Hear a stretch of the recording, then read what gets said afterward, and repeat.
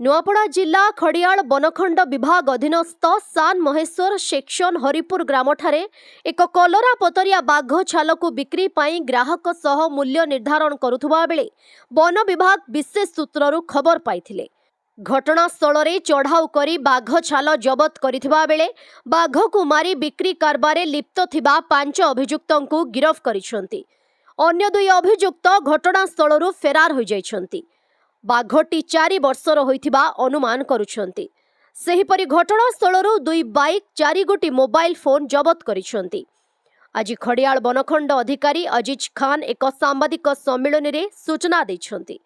कलरा पतरिया बाघ को मारी छाल बिक्री फिरिक थिबा पड़ोसी छत्तीसगढ़ सीतानंदी अभयारण्यरू वन विभाग को खबर मिलिथिला। एहार बिक्री पाई ग्राहक फिराक रे थिले।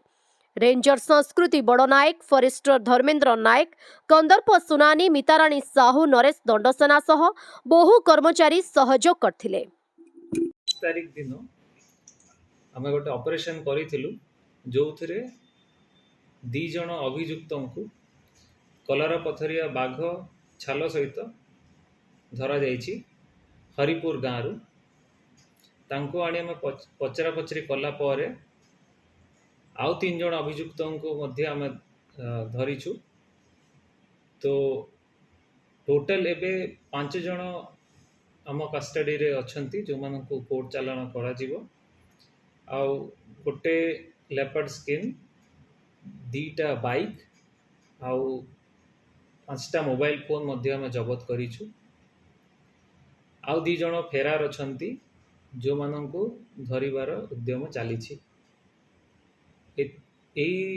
यार पाई इनफॉरमेशन आमको उदंती सीतानदी टाइगर रिजर्व रो स्टाफ माने देइथिले, जाको बेस करिकि आमे ए ऑपरेशन टा करिथिले।